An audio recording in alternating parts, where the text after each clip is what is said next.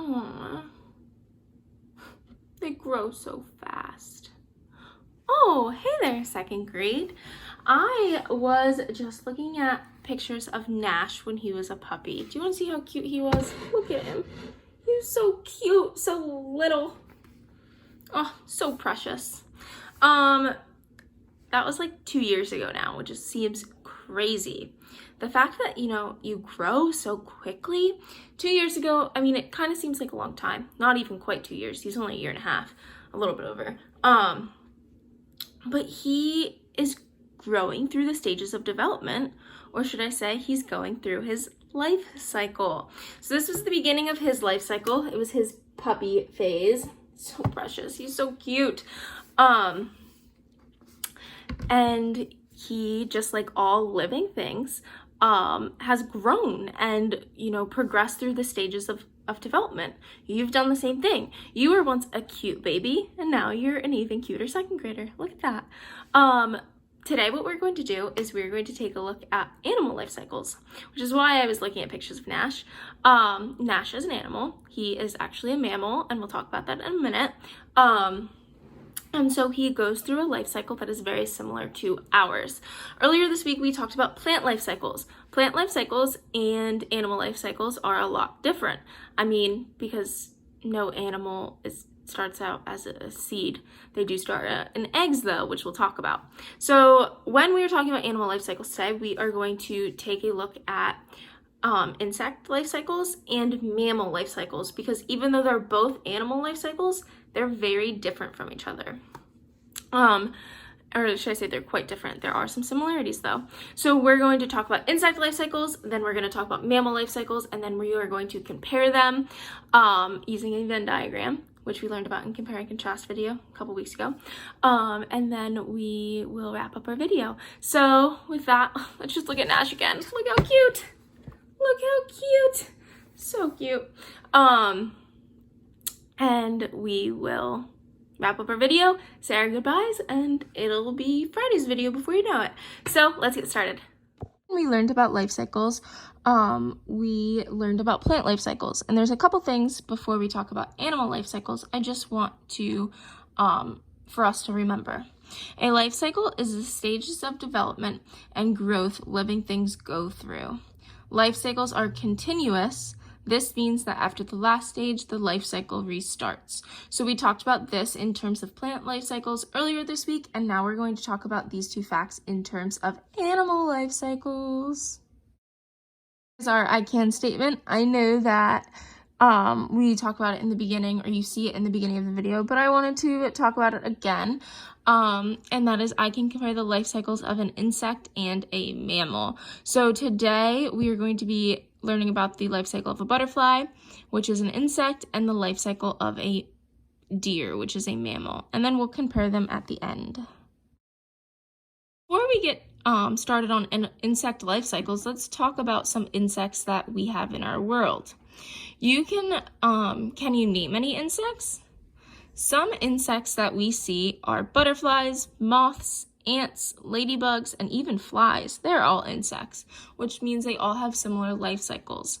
We're going to take a closer look at the life cycle of a butterfly today.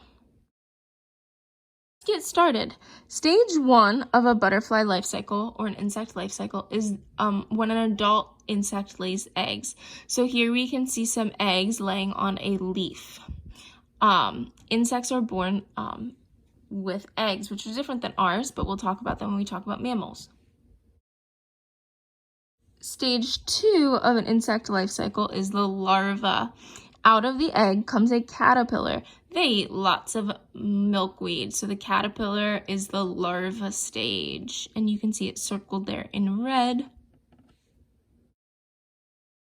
Our fourth stage of an insect life cycle is the pupa.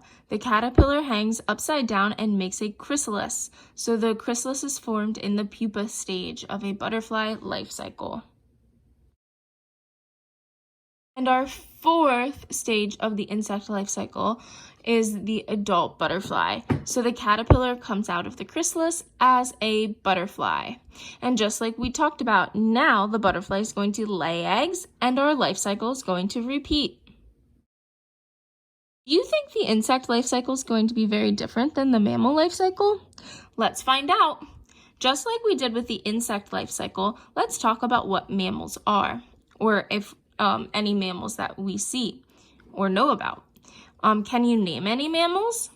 Humans are mammals. Did you know that?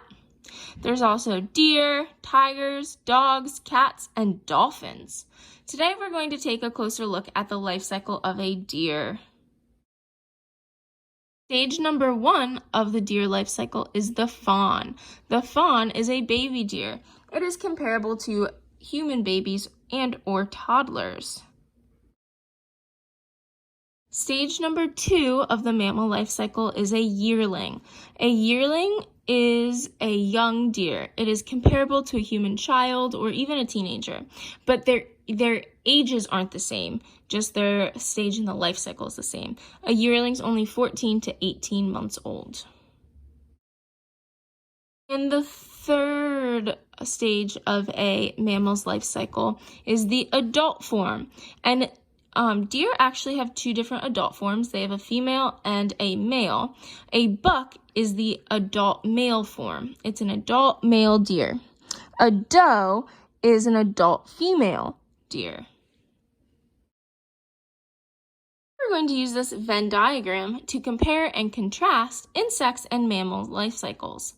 Mammals have 3 stages in their life cycle, which is different than insects. Insects have 4.